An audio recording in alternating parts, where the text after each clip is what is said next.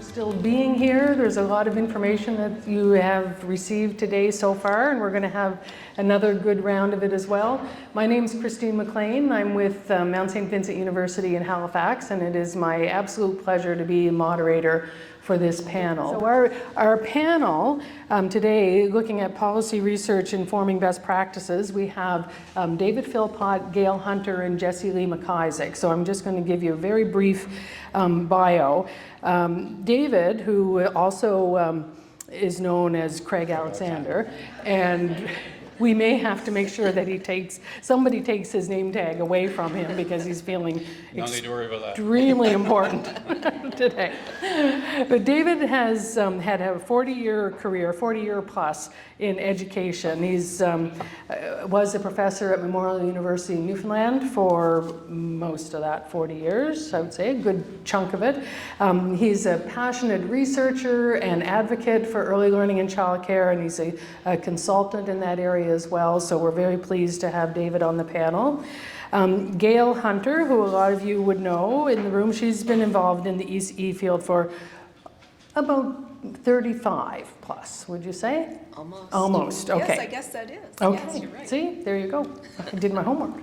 But in various capacities, as an early childhood educator, as a program supervisor, a child care advisor, and currently a full-time ECE professor and coordinator at George Brown College. And I think it's safe to say that Gail has not only talks the talk, but she's walked the walk as well too. So we really appreciate that experience.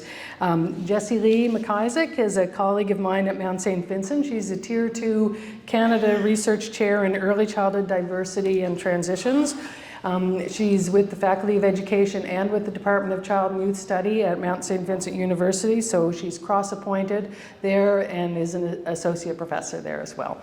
So I'm going to hand it over to David. Yes, we are. Very special, very special. Okay, so what brings me to the table?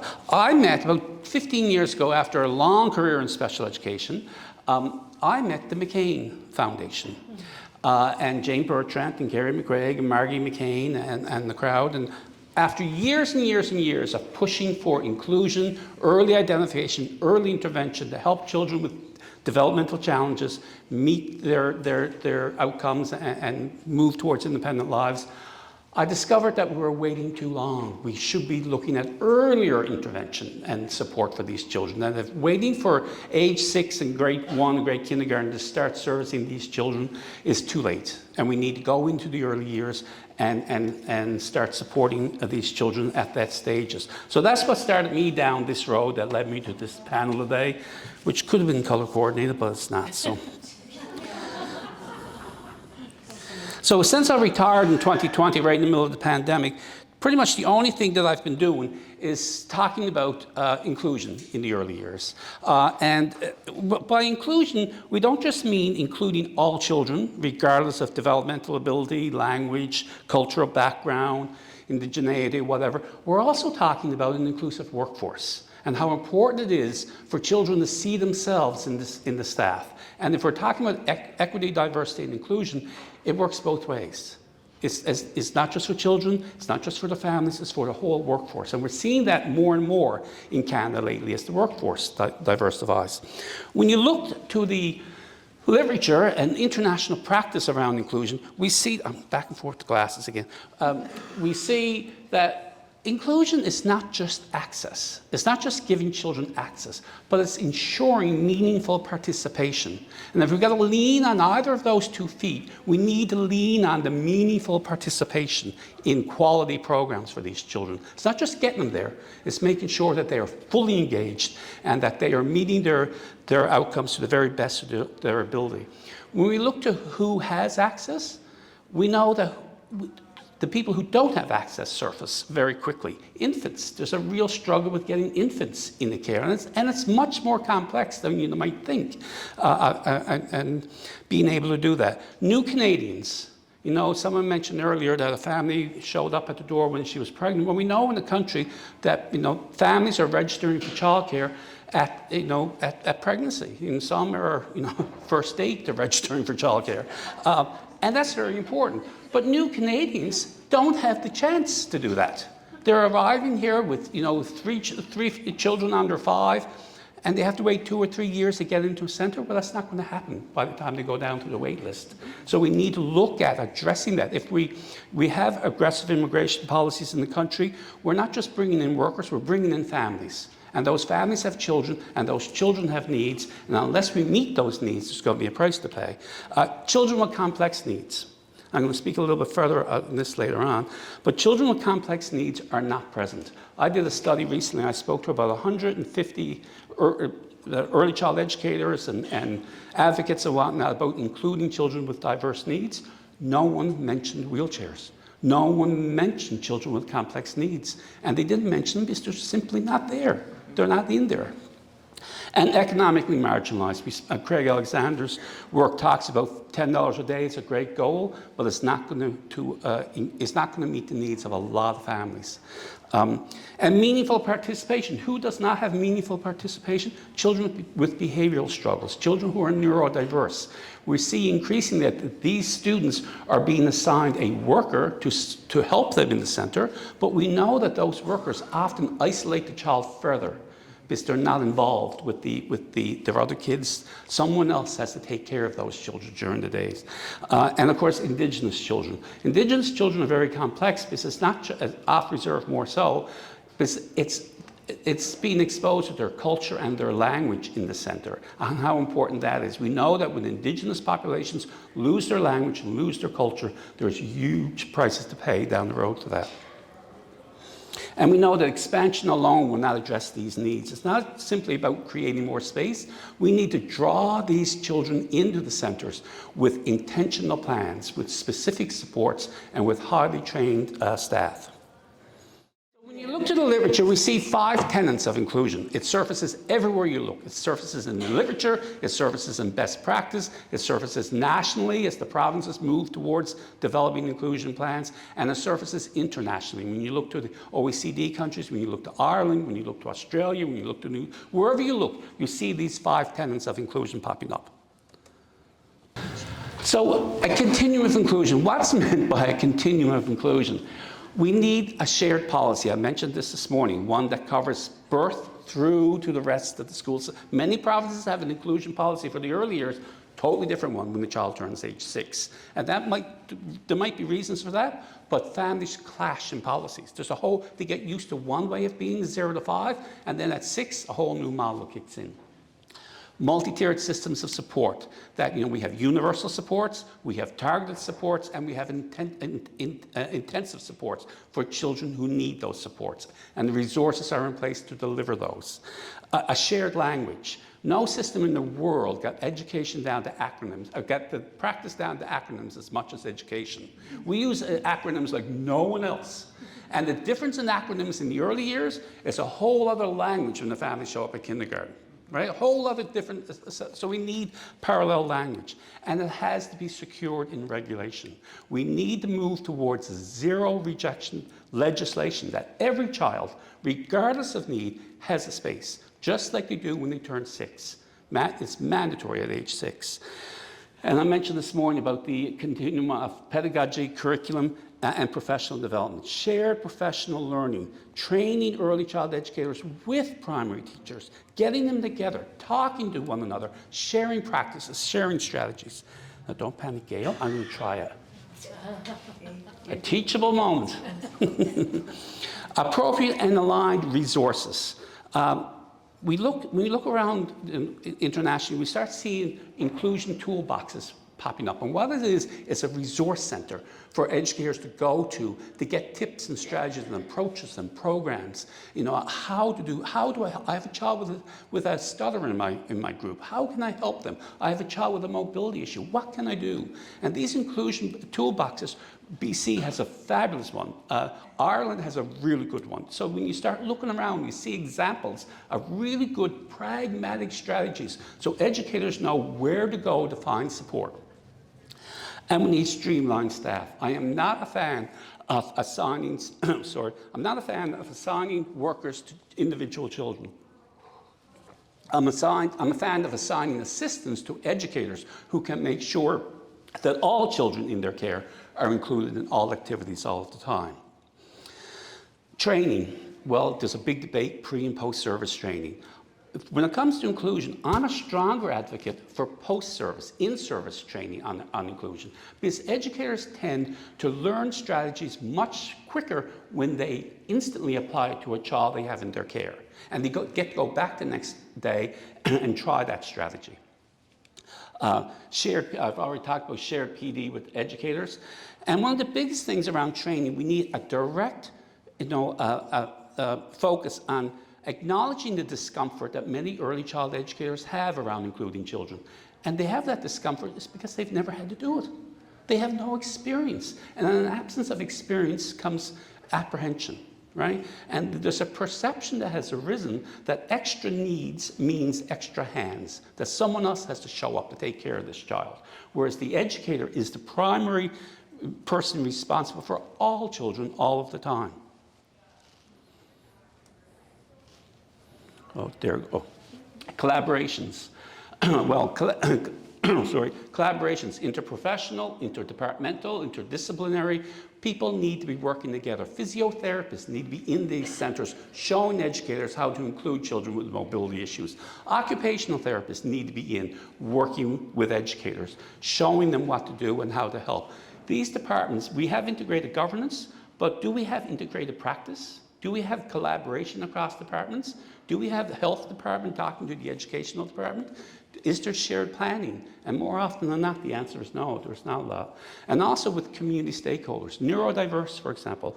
Every province, every city has, well, not every, but most have autism centers, autism associations, who have infinite knowledge and skill around how to include children who are neurodiverse. We need to be working with those people and bringing them in, as well as with families.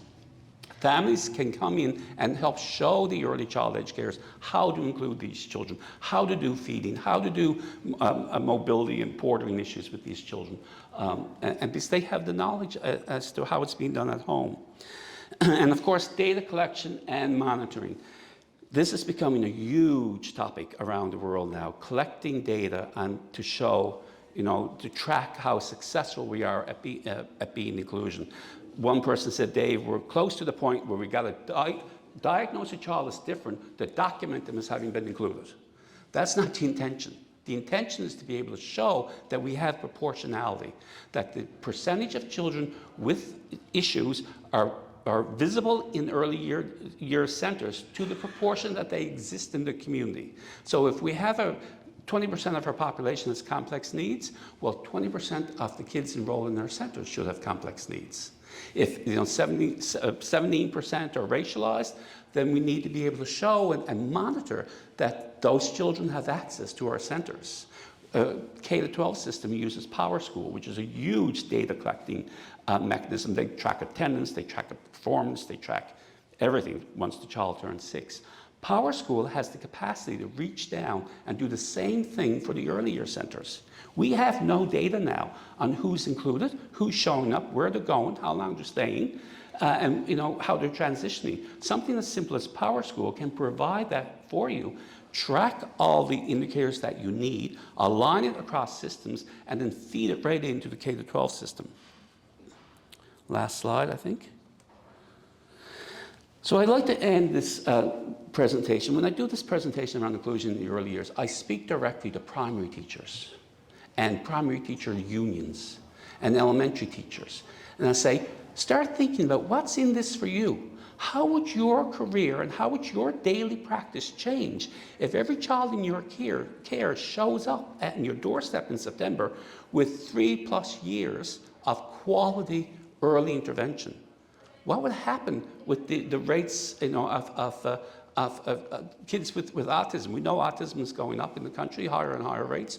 We know these kids are hitting the school system by storm at 5, 6 years of age. They require a lot of support, and they're not getting it because the system's overwhelmed. Most of the supports for neurodiverse kids are designed to be implemented during the early years as language emerges, as behaviors start to surface, as sensory needs need to be met.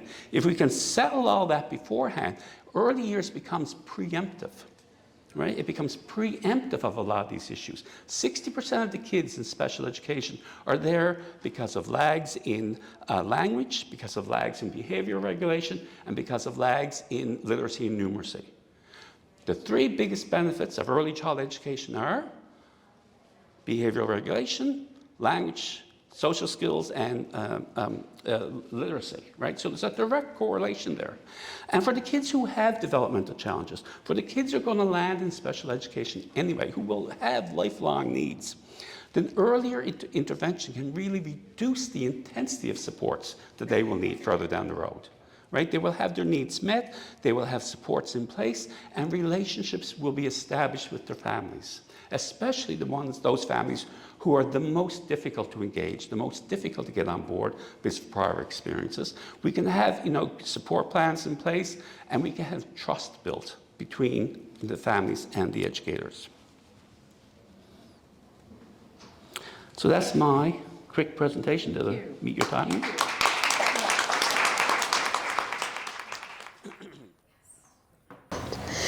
So I'm Gail Hunter, and I'm honored to be here, and I'm delighted to follow David. The segue for our content runs very closely together. I'd like to throw out an example first, and I'll lead into my speak. So picture a young child, probably looks very much like me, but longer hair and fuller wispy hair, just so curly and massive. She goes to childcare. It's in her first year of junior kindergarten here in Ontario. She goes to kindergarten, and she's one of the youngest in the classroom, and it's a split level classroom. So you have 4-year-olds and 5-year-olds and children that are close to 6. She's really excited. She's been waiting for school. She's incredibly articulate. She has such a passion for being dramatic. Her first day she gets bullied, the second day she gets bullied, the third day. Parent finally goes in and speaks. My child's coming home crying, they're wetting their bed, I can't understand what's happening. Child's not being bullied, tells the parent, who is also an EC educator. The teacher tells her, as well as the early child educator in the classroom, there's not a problem, no one's picking on her. This goes on for quite a while. So one day something really serious happened, and the parent went back and said, I am really sorry, there's things happening. My child comes home with bites and scratches. She's not sleeping, she cries and doesn't want to go to school. The response was, well, she has very big hair, and if you thought about flat ironing it, it would decrease the amount of bullying she's treated with. She stood there aghast. She's white, the parent is white, the child is biracial. She was flabbergasted. I said, let me go in. She said, no, I'll deal with it. She proceeded to go to the superintendent, the principal of the school. No one took it serious. Close to the end of the school year, the child was hit in the eye. The child almost lost her eye. She needed to wear an eye patch and then go through therapies. That is pure bullying, but racism as well. We all read the news and we hear about the young children that are in grade 1 and they're 6 years of age and they maybe weigh 40 pounds and they are handcuffed. Why? Because of their behaviors, because they're yelling and screaming. Our school system has actually become somewhat of a cradle to prison. And we really need to take a step back and think about what we're doing and what we're saying. Another example that I wanted to share, and I'm having a seniors moment because I can't remember it. It'll come to me and I'll share it. But So where I'm going is that who benefits from public education supporting diversity, inclusion, and accessibility? And it does include neurodiverse. It includes our different cultures. It includes gender expansive children. It includes diversity in all aspects. So thinking about it, the school system is one that should. But first I just want to talk a little bit about racism. Racism is a social and politically constructed concept. We are all the same in the sense that we bleed, we have hearts that beat, we feel passion, we feel love, we get committed, we feel anger and intensity. When you think about racism, it's throughout our system, it's systemic. It's in our schools, it's in our banks, it's in our religious institutions. I don't need to go on because I know I'm speaking to people that are well educated and they know about it. But racism is pervasive, and Dr. Kangley even talks about how preference, same race preference starts to develop around 6 months to 12 months of age. My students are always startled when I tell them that. Somebody AI'd an assignment I gave, and the AI told them it starts around 12 years of age. I knew it was AI. Anyways, it starts very young. Thank you to Dr. Kangley for sharing that, doing that research and publishing it. So racism exists in our society, and it is prevalent in childcare institutions, as well as our educational systems, as well as, and I'm including then, every aspect of our education. Even looking around the room, I know when I first started in the field, I was often the only Black person in the room. And I started in the field in 1980. So I see it's changing, but we need to do a better job. We talk about truth and reconciliation. We need to also take it very serious, because that's also racism, how our Indigenous folks have been treated across Canada and the injustices. I'm not going to go in depth because then we'd be here until tonight on racism, but I'd like to shift now to cultural competence. And so often our institutions are very proud that they're talking about cultural competence. And cultural competence is incredibly important, but it's only one small aspect of anti-racism. We're missing a huge component, and that huge component we're missing is action. You need to act upon it, you need to disrupt it, you need to challenge it. We need to decolonize our curriculum in our kindergarten, in our school system, in our universities, in our colleges. We need to start the process. And once we empower and learn, and children learn, they're the first ones to step up and will challenge other children. My other scenario that I just about forgot, there's two, but one that just came to mind. A solo parent walked into a child care center, and they were really excited, but they were also really kind of frightened about the whole process of registering their child. So after the little bit of an intake session, the supervisor looked up and said, "So who is your caseworker?" The woman was Black and a solo educator. And I love the responses and the looks on the faces I get when I give these scenarios, because you're appalled by them. But I'm just sharing those because it still exists in our system. And we as educators and role models and researchers, we need to start that change. If we don't take that action and do it, it's not going to happen. So anti-racism is the action. It's taking a stance, it's challenging, it's disrupting. It's looking at the curriculum we're teaching. I know I have some of my colleagues here, and I have some of our students here, and it's so wonderful to see them. But we integrate it into every aspect of everything we do. We're talking about changing diapers, we're still talking about it. So we need to, all of us need to make sure it's part of our system and our delivery of whatever capacity we're in. Systemic racism in early childhood programs in schools. We need to dismantle the systemic racism in our early year centers. And that means, what do? Well, we have to look at the anti-racism principles, and they need to be foundational. We can't have it as an add-on. It needs to be core to everything we do. There was something really, I've had an opportunity, I'll talk about it in a minute, working with Nova Scotia Community College, as well as the Nova Scotia Ministry of Education. And one of the things that we talk about so often when I'm speaking with them is that it does need to be foundational, and they're really making a move towards it. And my last scenario I wanted to share regarding racism, a wonderful childcare center, have Mi'kmaq children and Black children, and then white children. And they were very excited. As all child care centers, you can do your local walks. And they decided that day they were taking a local walk to the police station. It was during a time when there was a lot of activity around fishing rights, and so lots of arrests of individuals. Also, there had been Black children growing up in Nova Scotia. They are terrified of the police, as they are here in Ontario. Imagine the impact on those children being re-traumatized. So we need to think about how we are re-traumatizing our children, or traumatizing them, when we're delivering content that doesn't take into consideration anti-racist policies. We need to decolonize our systems, our curriculum, and our attitudes. And it's the attitudes that are the biggest offender.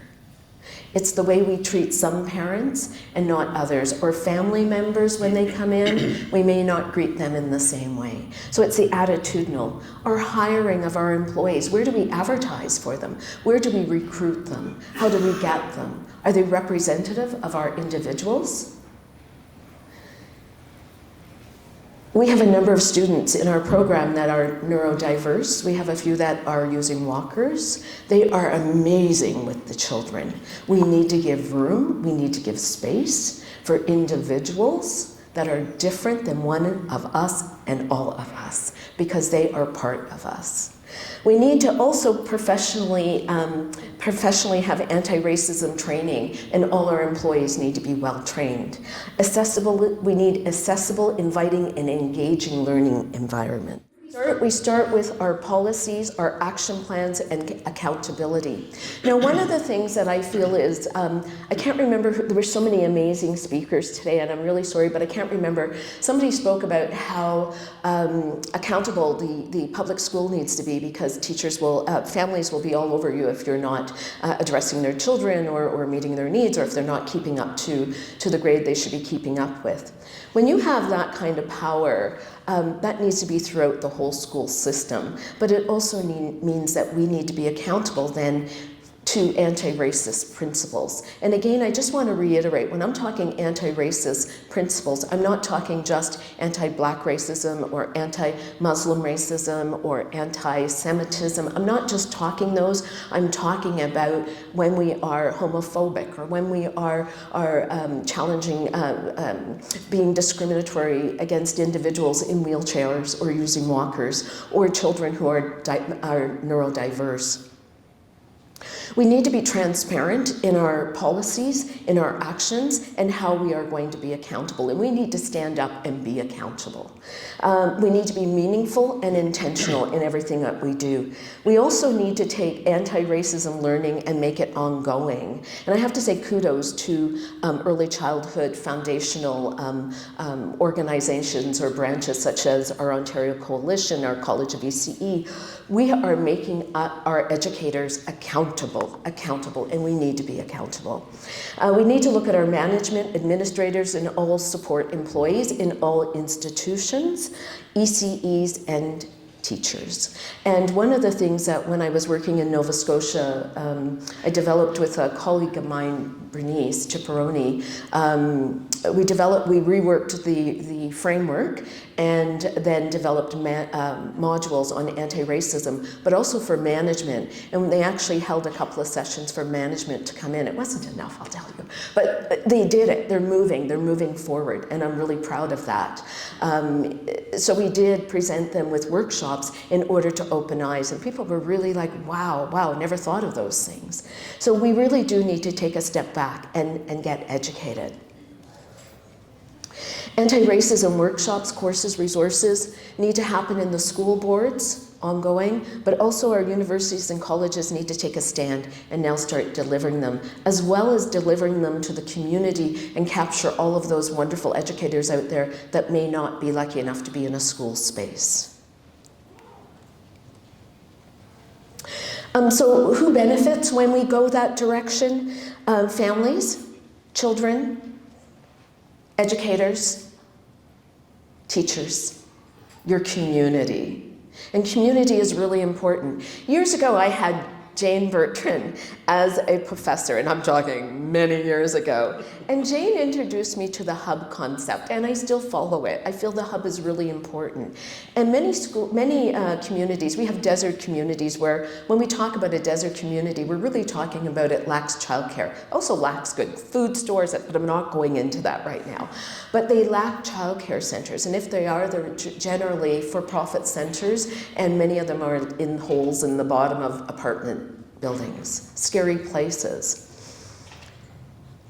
If a school board decides that they are going to become the hub and they're actually the ideal space for a hub, this means that we have educationally funded quality programs, early learning programs, but also the link into the school system is so strong because there's such continuity. You have early child educators and you have school teachers all talking the same language, all creating anti-racism environments, all decolonizing their community.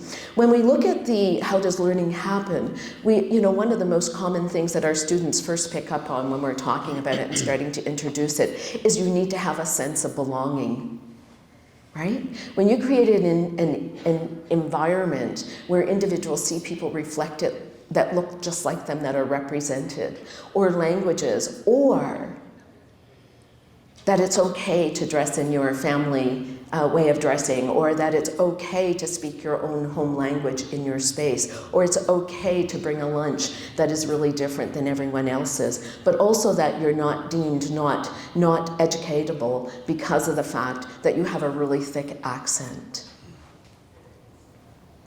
It's really important that we do consult with our families and have families involved in making those policies and making us accountable. We have that stronger relationship. One of the benefits of early child education when it's quality, the relationship between the family members and the children is intense. It's honest. I'm still in touch with many of the families I taught way back in the 80s. I still get invited to weddings and when they have babies, it's really exciting. Those relationships are long-lived relationships. And it's really important because that family engagement that is developed in the preschool room, not the preschool, sorry, in childcare centers and the pre-primary in Nova Scotia, if you have everyone on the same page, so you have staff, you have the school, everybody is delivering anti-racism program, and they're giving room for dialogue around race without judging people and accepting those differences and recognizing those differences. You have a continuity, you have an environment, a whole school that has a sense of belonging. And the children and the families are not going to hesitate going to you if there's a problem. Families are going to come to you to share with you those achievements of their children, but also give you those accolades because they feel like they're walking into their home. But we have too many barriers up. Are there barriers that are physical barriers that some children can't get around? Or we have other barriers. We don't know what's going on in households. We don't know if they're getting enough food. Those are things that we need to be privy of. And if someone says a child is being bullied or that they're facing racism, I have to tell you, racism is real. It is real. Reverse racism is not real. And it's really important that we recognize, if someone comes to you and says to you, I'm feeling really unsafe, we don't question them, or we shouldn't question them. Well, what do you mean by unsafe, and how unsafe are you? Is it a 1 or is it a 5? We don't do that. We need to be able to listen to our children, listen to our families. It will give us a stronger sense of community. It really will, because it's easier then to bring in those individuals that are in your community. To be able to, they're represented because the individuals from the community are your families that are attending. And I think for me, the dream is, and when I talked about the hub and referred to it, we have a lot of childcare centers that are not located in school facilities. They are part of your community. So when training is happening at the local school or in the local community or university or where have you, they need to be engaged. They need to be a part of it. Information, we need to tighten that connection so that we have a stronger force, but families really do feel empowered and they're not struggling or dealing with the children being re-traumatized or traumatized. I didn't go through all of them because I figured you'd read them. So I want to just talk a little bit about taking on action on racism. I feel very fortunate to have been contacted by the Ministry of Education in Nova Scotia some time ago. And they were looking to rework their framework to include anti-racism. Now, there was a little bit of a dialogue back and forth. I'm the one that kept saying anti-racism, and they kept saying, well, we're really talking about cultural competence. And I said, no, we're talking anti-racism. So they really did listen to me, and it did make its way into the framework, which is really important. And I don't remember if I mentioned to you what cultural competence really means. It really does just mean getting to know someone else's culture, looking at your own biases, which is really important because we all have conscious and unconscious biases, and we need to reflect on those and think about how it's informing our practice, but how are we impacting others? And linked to that then, we have to find out about other individuals, their lifestyle, and remember, culture is just not the culture. It is a huge umbrella, and we need to find out about the individuals. But it doesn't mean saying, oh, well, it's okay that you're trans, it's okay, yeah, you'll fit in, don't worry. It means really respecting, bringing in, speaking about it. When we don't speak about things, it's in a closet. Too many things in our life have been in closets. But also, we've treated many, many groups of people as if they're invisible. So they had we also developed a series of workshops, and those workshops were originally to be delivered in pre-primary and primary. They ended up giving it to, I believe, Nova Scotia Community College took it on. Unfortunately, the titles have changed from my anti-racism titles to culturally competence, but the content is there. But it's a really good step in the right direction. And now the Nova Scotia Community College is delivering these culturally competent anti-racism workshops across the province to all early childhood educators. And to me, that is in the right direction, because we need to educate all educators, and they need to be speaking the same language, because then we can get parents speaking the same language. I've also been, I sit on the PAC, I can't remember which PAC, but I think there's two. I sit on PAC, right? I sit on a PAC, and one of the things that Nova Scotia did, my colleague Bernice Ciparoni and I, when we began redoing the framework, we did research, and so we reached out to a number of communities, and one we spent a bit more time with, and that was the Black community. And in full disclosure, my family is from Halifax. My mother's people, I believe, were taken to New Brunswick, and then they moved as slaves to Nova Scotia. My father's people are white Scottish people, and they lived in New Brunswick and then moved to Nova Scotia. So my family has been in Nova Scotia probably since the 1890s, maybe, and then in New Brunswick earlier. So when I got the opportunity to step forward and do this work, it was such an honor because I felt connected to my roots. When Bernice and I were chatting with individuals in the Black community, I was not expecting the tears and the crying and the passion. And they talked about how one of them, when they went to apply for a job, when they saw her, they said, no, we're only hiring cleaning staff. But yet her friend went the next day and got the job. Or when they would go to the center, the supervisors would openly say, put your things away because you know we have a new person and things could go missing. So when you hear statements like that, or always being passed over and not getting the supervisory or the lead position, and even when I went to do the pre-primary, and I think that's where I met you, you came to give an announcement. I was doing a talk for pre-primary way back when, and I looked around the room and I was the only Black person out of almost 250 people. And I know my people live there. There's a lot of Black people there. So that kind of worried me, and I talked to some of the consultants, and that's when this process started to unravel. And I think it was, 2014? No, when did we roll out the pre-primary? 2017. So it was way back then when we started this ball rolling. So Nova Scotia Community College started a Mi'kmaq ECE program, and they learn everything we learn in our programs, but with a focus on outdoor education, on racism, on truth and reconciliation, to feel that pride in who they are and what they have to offer. They also offered one for Afrocentric because the Black folk often did not continue their schooling, nor did the Mi'kmaq, because they were not given that space, or because they just felt so invisible or not smart enough, because through the school system, that is what they're taught. So it's time to break that cycle. Even here in Toronto, in Ontario, we've been dealing with streaming forever. So they also, in Nova Scotia, they have a post-ECE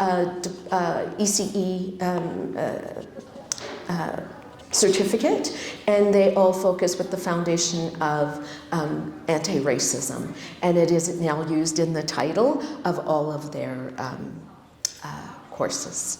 And my last slide, I think, is George Brown. Am I good? I'm good. George Brown is starting an anti-racism early learning program that we will be sending out in Con Ed, where individuals will be able to be certified. And thank you.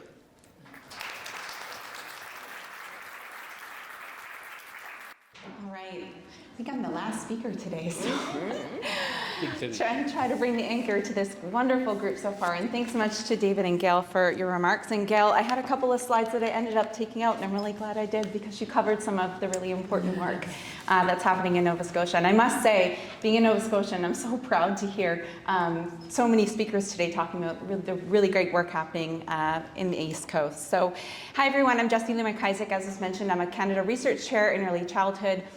And for my presentation, I'm going to share a few examples of the research that we're doing at the Early Childhood Collaborative Research Center at Mount St. Vincent University, where we're really trying to focus on how to leverage and understand from the important work that's happening to inform ongoing improvements to what's happening in early learning and childcare. So first, David preempted a slide that I was thinking about sharing in relation to thinking about our rural communities in Nova Scotia and the impacts of providing early learning and childcare in rural areas. So as was mentioned by my colleague Jill Piers, we've implemented pre-primary program across the province, and our team has done a bit of visual work to look at what this actually looks like across communities in Nova Scotia.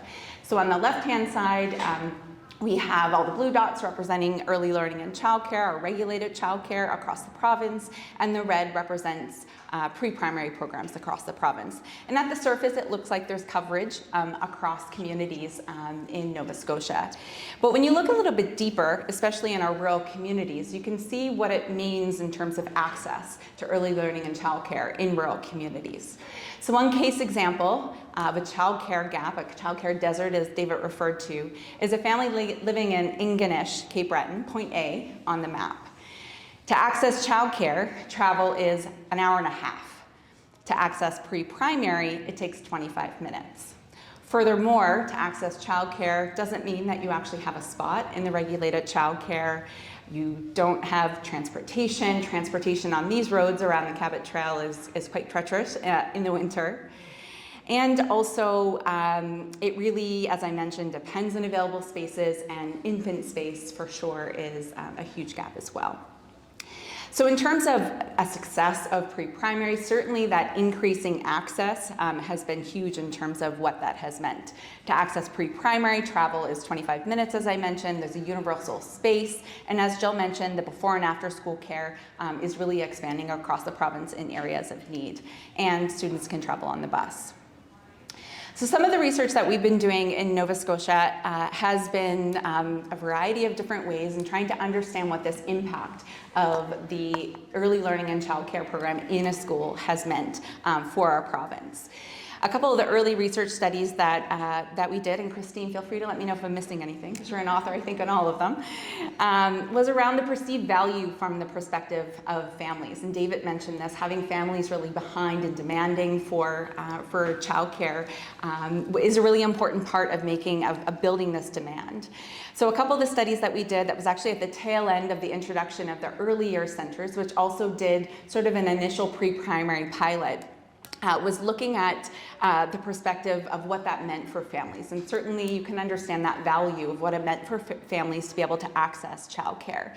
Parents talked about the fact that it did support that familiarity and transition and connection to the school community. And it also provided an opportunity for early childhood educators to communicate the benefit of play and what that means to be in an early learning and childcare environment in a school through that emphasis of play-based programming. When pre-primary was first introduced, we were fortunate to get some research funding from the Margaret Moss McCann Family Foundation to also do a study that was looking at what quality meant in school-based programs. So we led a scoping review, which is a form of a systematic review, where we looked at over 3,500 literature sources internationally and tried to understand how other jurisdictions internationally have defined what it means to be an early learning program in schools or in an education setting that's publicly funded. And these are some of the results that we found in terms of what the literature says internationally with respect to early learning and childcare settings within schools.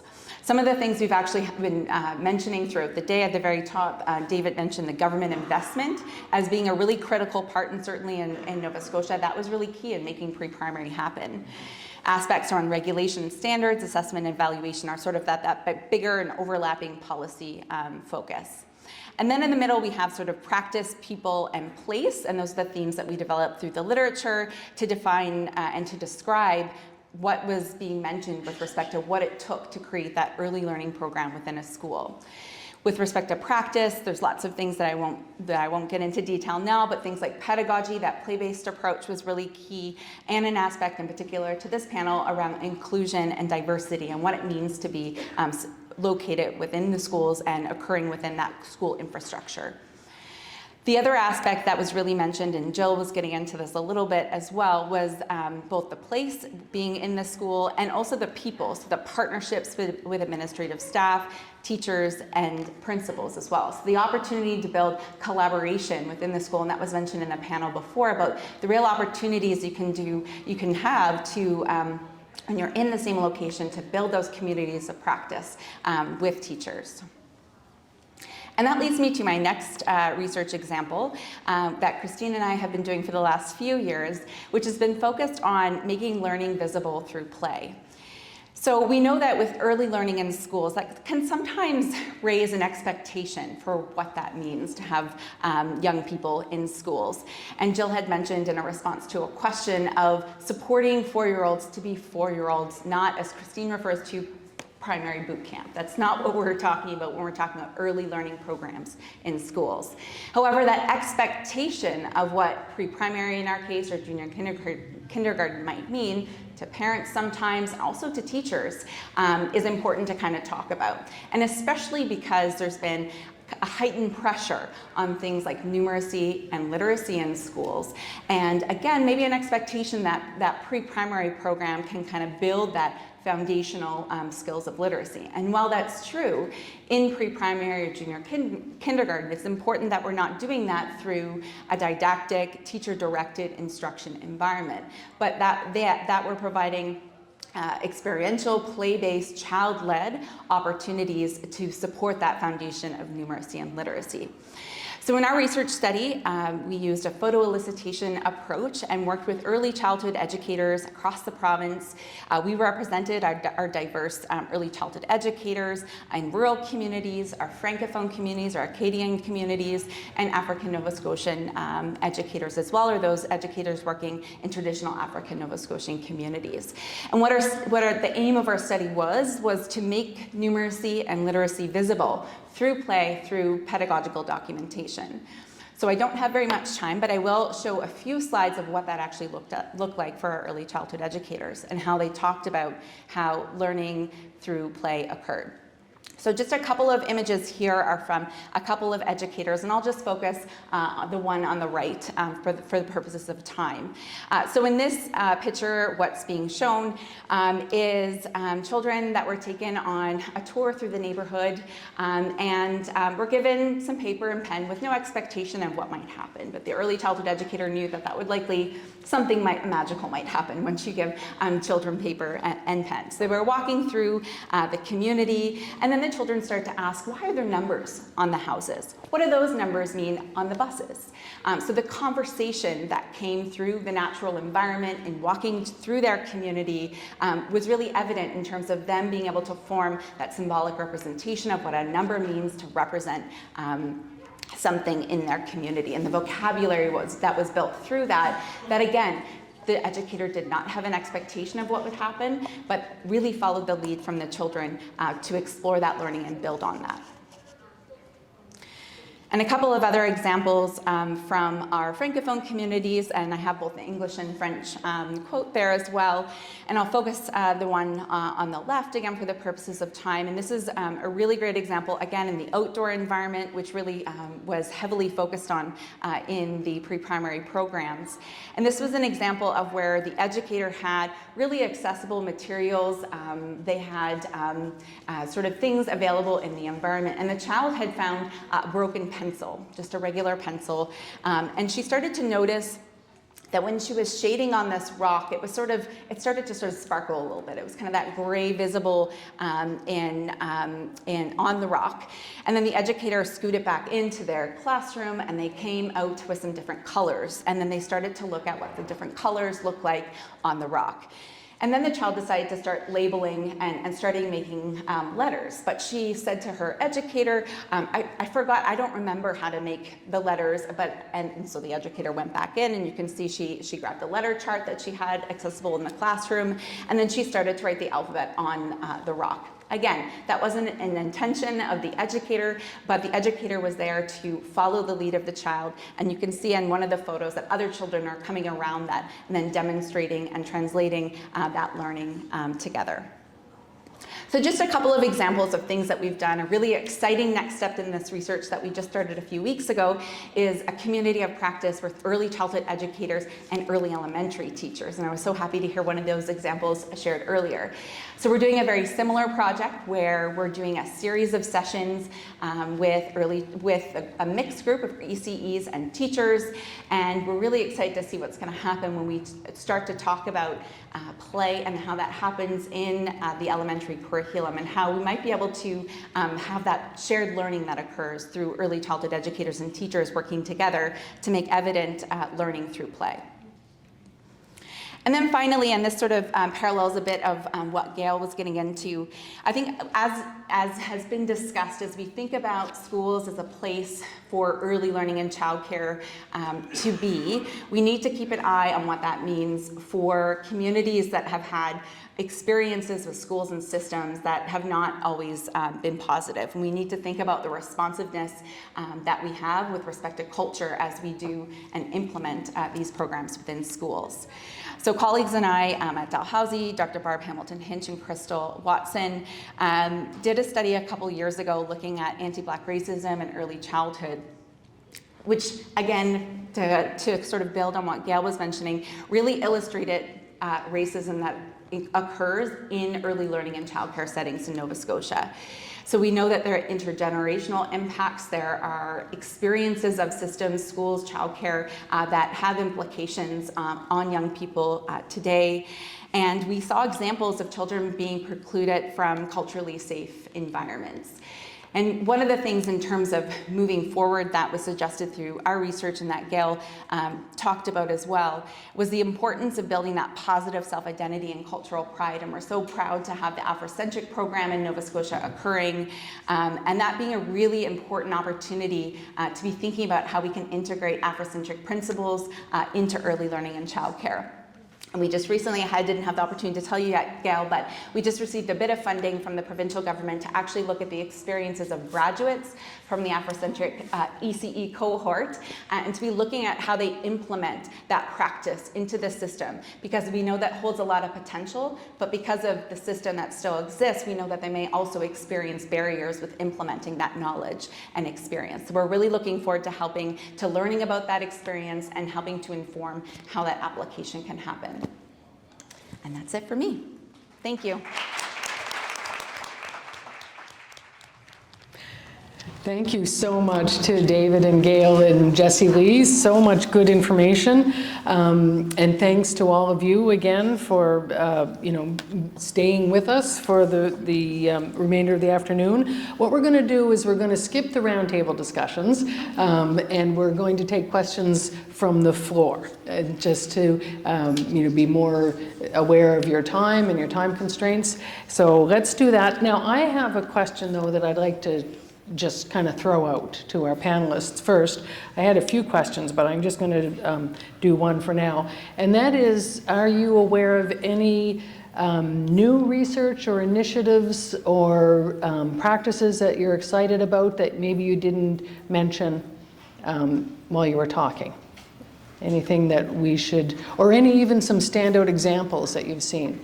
I'm thinking about... What do you want me to say, Christine? I want the evaluation of the... Oh, yes. Yeah. Well, we're going to apply for funding for more of these for the next symposium. Yeah. well, I did have the opportunity, I don't think it's working. Can you hear Jessie-Lee? Can you hear me? Okay. I did have the opportunity to talk about the Afrocentric students, Yes. but one other example, so Gail, again, we need to connect, but the culturally responsive modules that are being implemented. So I had a student who was able to also interview folks who had completed the modules to look at that implementation into practice as well. So I think that's, from my perspective as a researcher, it might be obvious that I would say that, but as we implement these initiatives, it's really important that we're continually trying to seek information about, what does that mean in terms of application to practice. So I would say that's one study that we're looking forward to sharing more about. Excellent. Excellent. Hopefully people will be able to hear that. Okay, before I ask any other questions, is there anything else, David or Gail? Where I would direct people around inclusion practices, it would be Ireland. Ireland has developed an inclusion charter, and the stuff on their web is so impressive. They are so far down the road, and it's reflective of what I think is international proven practice. So if you go to one site, go to Ireland's inclusion charter. Okay. Gail, do you have anything that you're thinking of? I don't know, but something I'd like to share. In the Nova Scotia Community College, after the students complete the course, they need to do a survey. And one of the we get a listing of all the surveys and the content. Anyway, somebody had mentioned, and it was a student actually that shared it in a class that I was teaching. When she first submitted all her assignments, she kept writing, don't take any offense to this, but black people, don't take offense to this. And so anyways, after a year, she spoke openly in class the content she used to write, but also what she's put into place now. She's been after the principal to do this, to listen to read the documents that we've been posting and sharing all her learning. So that's when I talk about the community, how if we educate the ECEs and the teachers, it's definitely going to spread throughout the community. Thank you. And Gail, you and I talked a little bit about that before the panel, about what is needed. You know, when we're talking about schools and the important infrastructure that they provide to early learning and childcare programs, but then looking at a micro level, what do the people in the schools need in order to be successful? So. Yeah, and I was just going to say, with a lot of the implementation of this professional development, it requires an ability to recognize privilege and to be uncomfortable. And I think that what I really like about the culturally responsive modules or anti-racism modules is that it is really specific about that, about needing to feel that discomfort in order to recognize your privilege and being able to sit with that, but also not be stabilized by that instantly. Yeah. So I think that that's a really important space, that it's very different from other kinds of professional development where it requires that. And what we heard in some of the evaluation is that sometimes educators are scared of doing the wrong thing, and sometimes what one of our participants shared, but I know that means that I have to do something still. Even if I'm scared, even if I'm nervous I'm gonna say the wrong thing, I need to still do it because I need to try and I need to learn, I need to move. So I think that it requires a very different approach, and we need to create those safe spaces where educators can do that and to learn that and to feel it. Right. David, did you want to? I see you taking notes. But it means it's a long term. It's not something that's going to happen overnight. It is continuous learning. And you said it, we need room to dialogue. And we also need the language. We need the education on it. And once we've given that, then it does create that space for dialogue. I guess the point I want to make is that when we're talking about training and professional development for educators, we're really good at instruction, but we're not really good at the other parts of training, the modeling, the rehearsal, and the feedback. We don't close the loop. Yeah. We have a conversation on a Tuesday, and for the full day, and that's it, right? So I think we need intentional plans to really close that instructional loop. Yeah, that's a good way to frame it. Questions from the floor? Yes, we have one way in the back there. Sorry, just another basic question. Okay, we might need to get a mic to you. So our people online, if we still have people online, we want to make sure that they can hear you as well. It's just the name of that inclusion chart, which is the first part of it. The name of it. Oh, it's in Ireland, the country of Ireland. Ireland. Yeah. Thank you. Good. That's a quick question. My people are Irish. I can't believe I had to repeat that. Other questions? Yes. I'll try to use my playground voice. Okay. This is really about inclusion. No, you have to speak. Okay. And part of that is we talk about identification, we talk about training, but we never talk about actual resources that are needed, physical resources. We need, you look at the high-need communities, and we know that you walk into some centers and all these rules about proportionality are out of the window because just about every single child's needed. Meanwhile, we've got these cookie-cutter funding approaches which don't allow to put extra program staff, not specialists, just program staff. So how do we sort of manage this problem in such a way that, you know, this whole, while the concept of proportionality is really important, it just doesn't work in those communities, right? So it's a really practical questions, and that's from experience, just, you know, dealing with the municipal centers in Toronto.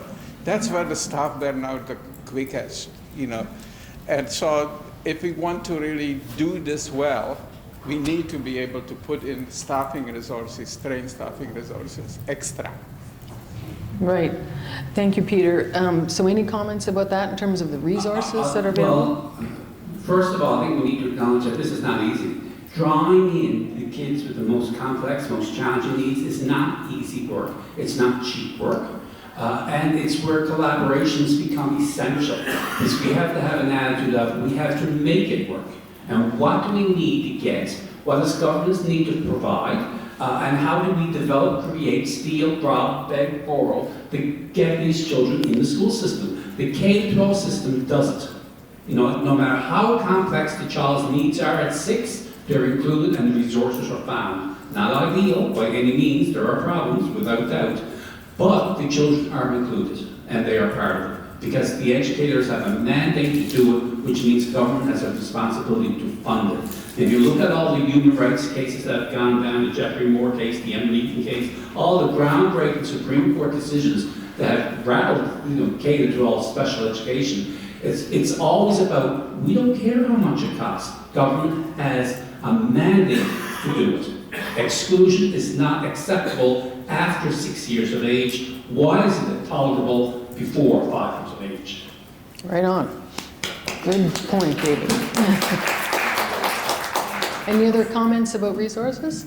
I'm just going to see if there's anybody who's online who has a question. We want to acknowledge that we know that you're there.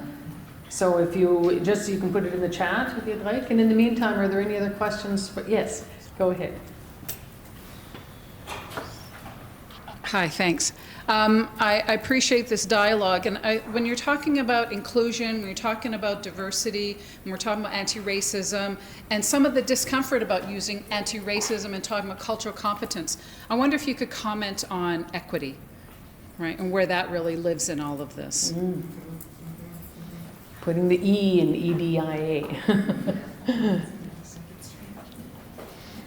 Well, looking at equity, looking at being equitable, and we have those resources exactly as David has mentioned. By having those resources, the monies, and the trained educators and the environment that all get access, but we need additional resources for individuals with complex needs, and those are the things that we often miss. Instead, we look at it where we're providing everybody has equal access, but we don't, because there's barriers, and those barriers are they don't have the equipment. We need the equipment, and yes, it is mandated.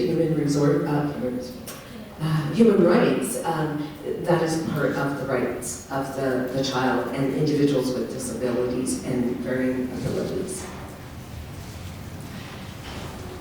I find it hard to know where to start with that question, because I think when I think about equity, I think of anti-oppression, I think of anti-racism, I think of inclusion. So for me, how I think about equity, it's the broader goal, but we need to actually break it down to also use words like anti-racism, anti-oppression, inclusion, so that we're really intentionally thinking about those other aspects as we think about equity. Because I think sometimes when the word equity is used, it's sometimes thought to be more about equal, available, and we know that in definition that's not what it is, but I think sometimes that can be the first thing that comes to mind is, are there enough spaces for everyone? But that's not equity, yeah. Many, many years ago, when I was young and beautiful, I attended a session here in Toronto in which one of the judges ruled on the Emily Eaton case, which was a groundbreaking case in special education, age-old, if you're over 60, you remember it. And the judge stood and was given a keynote to a room full of educators.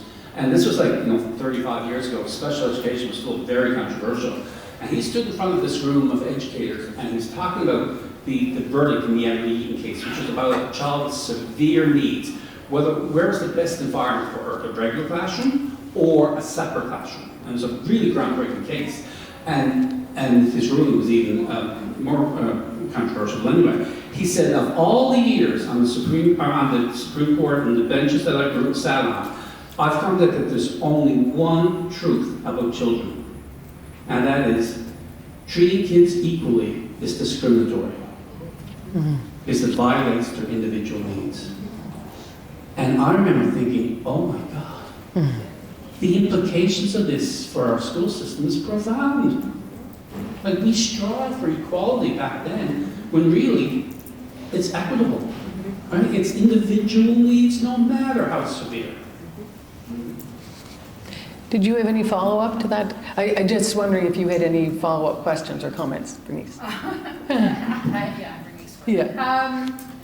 I'm glad you spoke about privilege, power, and I think for me, it's about thinking about colonial ways of thinking about whose voices are centered in all of these discussions and from whose perspective. So I'm always worrying about othering as we think about inclusion, as we think about diversity and racism, and it's from what perspective and to what end goal. So, so thank you for responding to that and to unpacking a little bit about equity, right? It's not just about resources, it's about truly who has access, who has rights, right? And from whose perspective, who makes those decisions.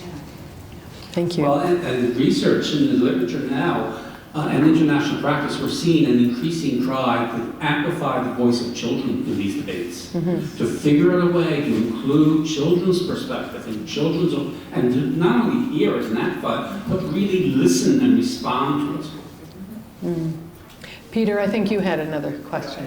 Just a brief comment. A friend of mine just recently defended a brilliant thesis that essentially said in Ontario until 1994, when the province decided to close the Class K hospital, which was a hospital for children with complex needs, it was a right, it was a enforced right that all these supports existed. Now, it was in segregated settings, and there is a good reason not to have it in segregated settings, but it was universal.